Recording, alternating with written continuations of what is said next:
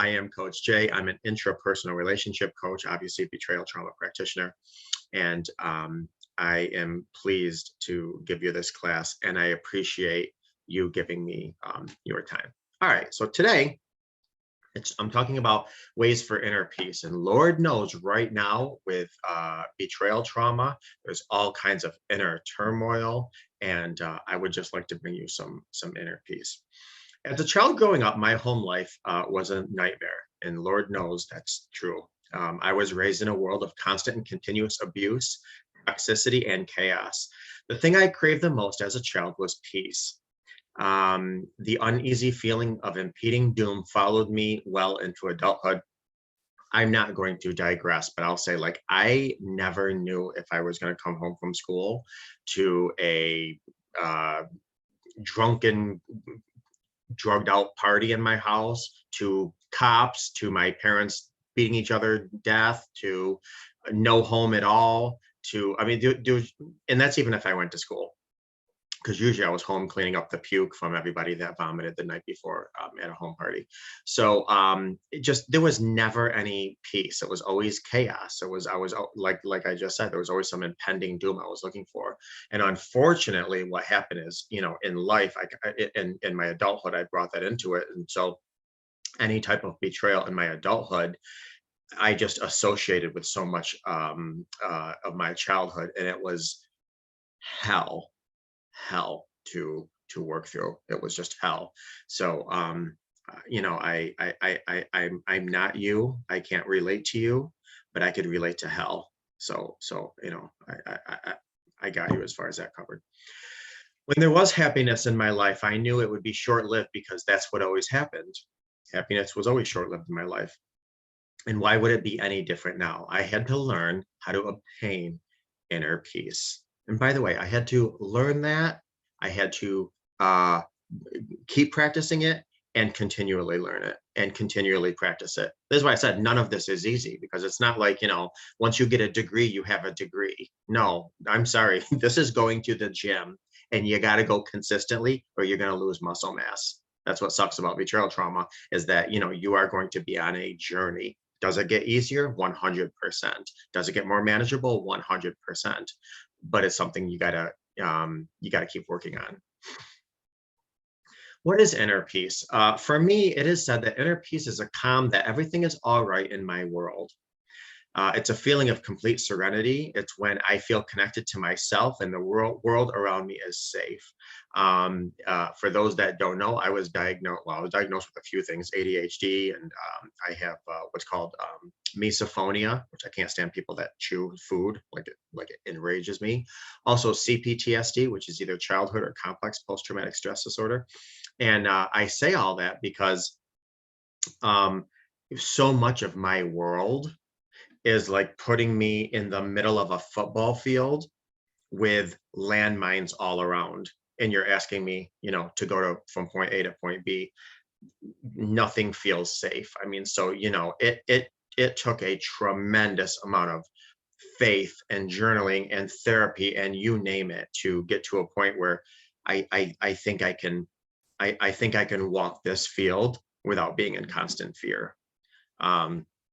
Now, add betrayal trauma on top of all of that, Lord have mercy. So none of this is easy, and I keep repeating that, and I apologize. But there's no standard process or mandatory steps you need to follow to find your peace of mind. Finding your inner peace is individual, and that's because everybody's unique. Everybody has, when you go to your safe place or your happy place mentally, it's different for everybody. Now, the reason we need inner peace, there's countless reasons. Inner peace will help us navigate our lives through the highs and low tides, through uncertainty, through suffering and sadness. Not to mention a lack of internal inner peace will certainly age you prematurely. Man, I'll tell you, stress is like the number one ager. Unfortunately, if you look at like pictures of yourself before D-Day and look at yourself a year after D-Day, I mean, it looks like when the president goes into the after the president's elected, he looks all nice and young and handsome. And, after his first 4-year term is over, it looks like he just got out of the boxing round match going 12 rounds. He's old and gray and wrinkly. I mean, it's stressful, and stress will age the crap out of you quickly. Anyway, there are many ways to achieve inner peace and happiness. What may work for one person certainly won't work for another. It doesn't just happen overnight, it's an ongoing process. Some find inner peace while lying or sitting on a yoga mat, others in a church or on the beach. And when we cannot physically be in a place that brings us inner peace, it's important to be able to stop, take a deep breath, and mentally allow us to go there, even for a short time. I mean, like if you're at work, close your eyes, think of yourself on a hammock on a beach with the waves, the wind, or maybe a coconut Bahama breeze, whatever that drink is, I don't know. Just to kind of calm that inner stuff going on. For this class, however, I just want to go over a few ways to find your inner peace. 90% of these you heard before, but like anything in life, sometimes you're more open to receiving information at certain points. So hopefully you're watching this and you're open to receiving this information. Simply put, the number one is spend time with nature. When you spend time in nature, you find quiet serenity. Taking in like nature sights and the sounds can relax your mind and prevent you from thinking about stressful thoughts. I was listening to a podcast recently where this lady said she likes to go outside barefoot and just, step on the ground so she becomes one with the earth. Well, I cannot say that would be my comfort zone, because it wouldn't. In theory, it does have a nice appeal to it. Number two, be grateful. And I'm going to tell you something. This has actually been proven with like journals, a gratitude journal. Finding your sense of peace and taking care of your well-being means being grateful for what you have. And I'm telling you something, there are people that are betrayed right now that are hugging their toilets, vomiting, that are lost, that are on the verge of suicidal. Maybe that was some of you. But they don't know about this community. Maybe they can't afford this community. Maybe they've never heard of this community. So the fact that you are here, I mean, I hate to say be grateful for it, but you went through what you went through, which is hell. So why not? I mean, you have the best doctors. Like, think of right now, your legs are broke. You're in the best hospital with the top-notch doctors. That's something to be grateful for, because a lot of people experiencing the hell of betrayal are in a community like this for whatever reason. When you appreciate what you have in life, you'll find more peace. Individuals with a grateful heart find peace and happiness within. A recent survey found that if you write down 3 reasons you are grateful and 3 reasons each of why you are grateful for those things, it has tremendous benefits to your mental happiness, and mental happiness will definitely contribute to inner peace. So basically what that means is, okay, I'm grateful for my car, my nose, because it allows me to breathe in oxygen, and food in my fridge, blah, blah, blah. Okay, those are the 3 things you're grateful for. Now, 3 reasons you're grateful for each of those. Oh, my car, because it gets me to work, and work can afford me the conveniences in life to blah, blah, blah. Because when I need to go sing or scream, I can jump in my car and get on the highway and sing or scream, because, blah, blah, blah. So it's 3 things you're thankful for, and then 3 reasons why you're thankful for each of those things. This has actually been studied. It will absolutely change the course of your mental mindset. 3, stop being critical of yourself and embrace who you are. I always say, don't believe everything you think. Self-care is essential to finding peace and happiness. Loving yourself means looking at your physical, your emotional, your mental, and your spiritual health. These include eating healthy, exercising regularly, regardless of how much or little time you spend exercising. So many times we think, oh, exercise, I got to get on the mat and spend an hour. No. If you get up and stretch and sit back down, that's exercise. You can do that a couple times a day, once a day, 500 times a day. Don't look at this, oh, I got to set aside 6 hours to do exercise. No, set aside 4 minutes. That's your exercise. Looking after your own well-being is self-care, and it absolutely adds to your inner peace. Love who you are now. When you have a healthy relationship with yourself and you practice self-care, you can also project this positive energy towards others. Imagine how happy and peaceful your life can be when you feel good about yourself and you have healthy relationships with the people around you.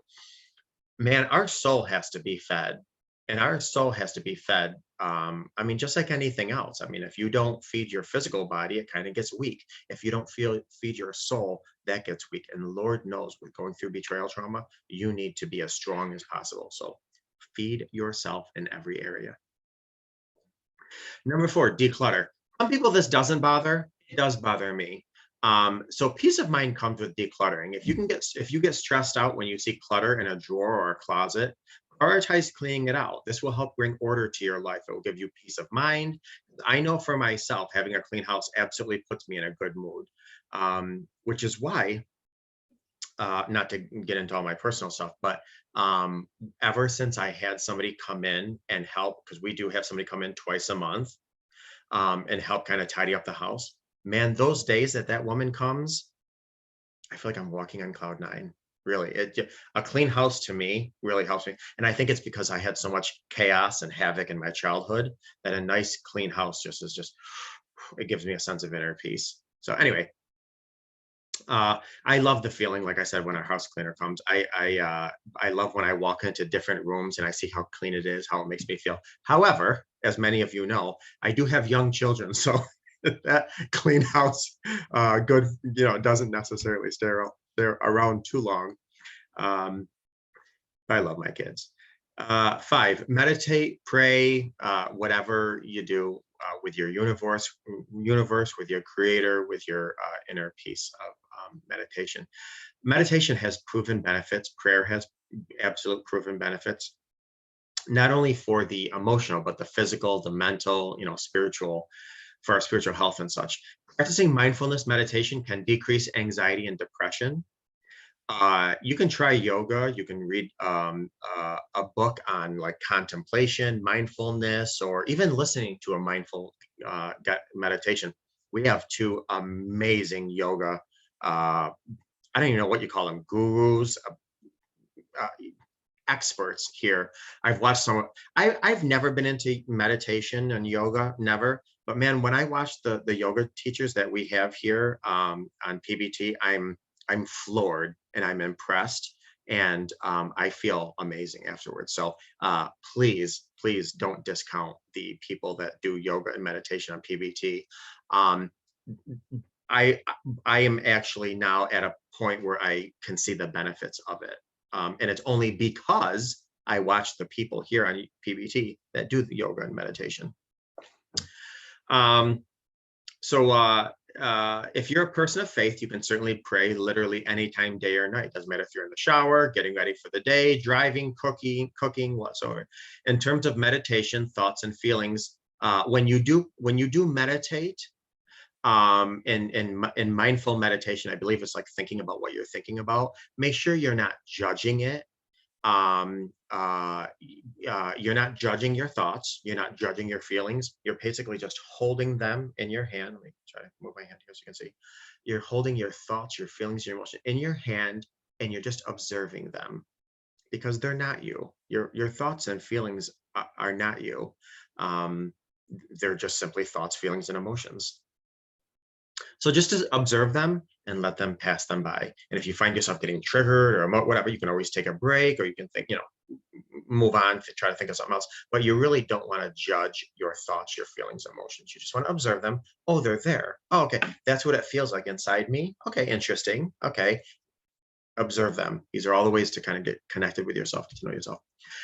Number 6, take responsibility and be accountable for your own actions. Now, even when it's hard, you'll find peace and happiness by admitting your mistakes. There cannot be growth without accountability.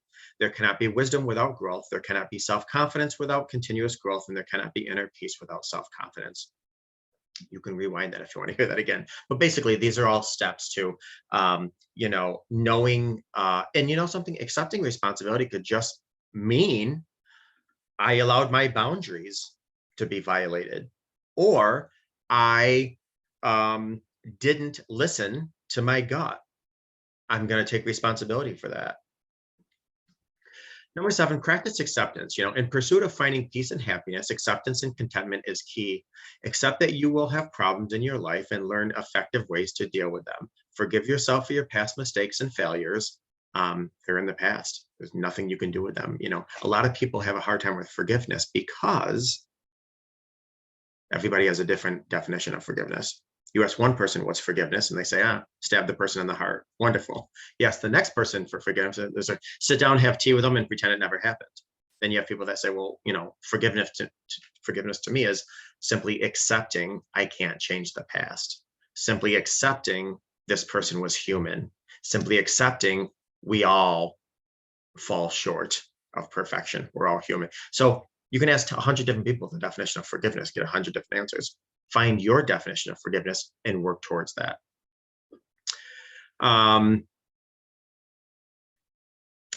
If you can and you're ready, work on forgiveness. And I was kind of just saying this, the reason being is because, and you've heard this 1,000 times, forgiveness isn't a gift you give to other people.